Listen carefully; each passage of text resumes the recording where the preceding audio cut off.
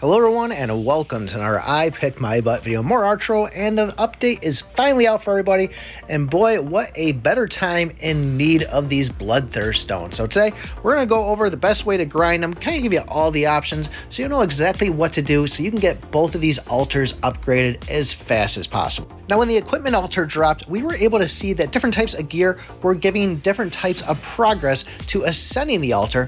Well, this is the same with the shards, and this is a great thing for us because this will let us know what the rarity of shards are, which heroes we could technically upgrade easier than others based by the progress that shard increases the altar.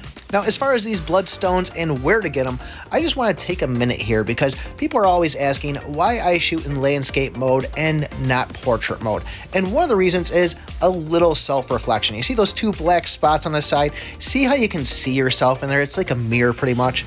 Well, I want you to say to yourself, I am not normal. I am a hero. I'm sorry, that was stupid. But the main reason behind that is you should not be playing normal mode for anything besides trying to progress in chapters. Everything else should be done in hero mode because that's where we're seeing these Bloodthirst stones the most, and you should be doing a lot of your farming. And this goes for quick raid chapters too. And as you can see, based by these quick raids, the higher you're going to go up, the chances of getting more of these Bloodthirst stones are going to pop and drop for you. Now, as far as farming these hero chapters for these stones, obviously go for the highest one that you can complete, but if you are trying to go by time and go as fast as you can to collect these things, either go for a boss one or a wave chapter. I myself am finding that Hero 21 is going a little bit quicker than me than, say, Hero 20, so I've been sticking with that, and that's what I've been grinding. And there is no doubt about it, with the rework of Evil Dungeon, we can now get a ton of these stones from playing it, although a lot of people do struggle with this. So if you are experienced at it, I would say this is your best case to get these stones. If you are inexperienced and struggle with it, I would say this is your second best case. Now, I find if I don't get a good first ability that I am going to be in trouble, but as you can see here, I was able to get diagonal arrows, so I'm going to start picking some good stuff on this and just kind of getting those buffs.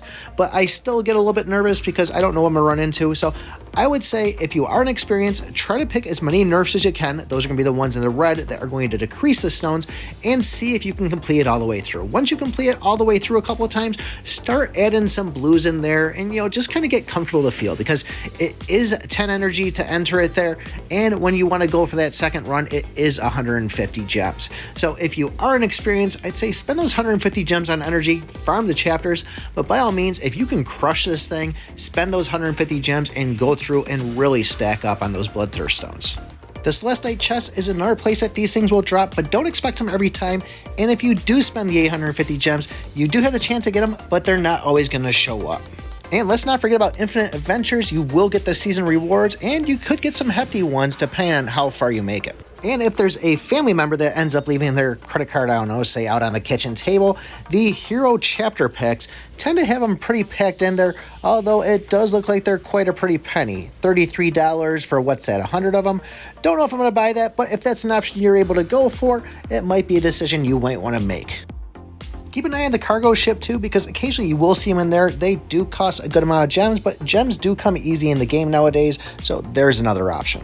You really want to make sure too that you are going in and doing as many daily quests as possible inside the game every single day, because that's going to add up to the battle pass, because certain chests will have them in both the free battle pass and then the advanced and the super expensive one, wherever they all are there. But you will see them in these style chests right there. Plus, once you max it out, the 5 chests that you can get at the end will also have these Bloodthirst stone.